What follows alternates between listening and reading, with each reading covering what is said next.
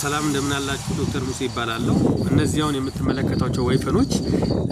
ከ3 ወር በፊት በጣም የከሱ በጣም ሰውነት ሁኔታቸው አሳሳቢ የነበረና ከነዚህ ውስጥም የተወሰኑ 3-4 ወድቀዋል ነሰማሉበት ሁኔታ ከጉዳት አንፃር ማለት ነው ነበርና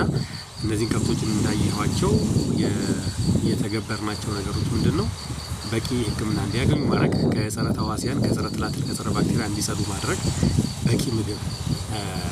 ቀለል ያሉ ምግቦች መጀመሪያ ላይ እንዲያገኙና 24 ሰዓት ውሃ እንዲያገኙ በማድረግ ከዛም የምግብ ሁኔታ እንደየሁኔታውና እንደየሰውነት ሁኔታቸው እየቀያየርን አስፈላጊ ኢነርጂዝ የሆኑ ፕሮቲን ያላቸውን የሚነራላይዝ የሆኑ ምግቦች እንዲያገኙ በማድረግ ከብቱ ከ3 ወር በኋላ አሁን የምታዩትን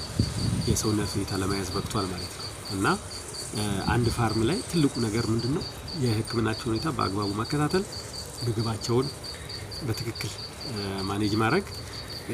ውሃ 24 ሰዓት እንዲቀርብ በማድረግና ቦታቸው የሚያድሩበት የሚውሉበት ቦታ ደግሞ በቂ ሰፋ ያለ ቦታ እንዲሆን በማድረግ አጠቃላይ ማኔጅመንት ሲስተማችንን በማስተካከል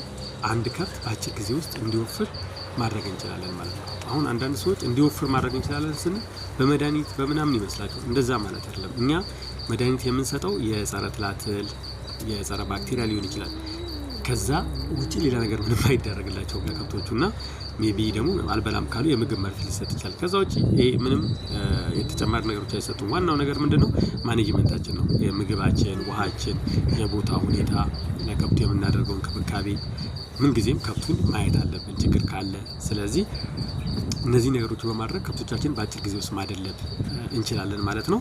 ከዛ በተጨማሪ ግን ከሐኪም ጋር ያለውን ነገር በመነጋገር በተለይ እነዚህ ጸረ ተዋሲያን በማስወገድ ረገድ የሐኪሞች ሚና ከፍተኛ ነውና አብራችሁ ብትሰሩ እላለሁ አመሰግናለሁ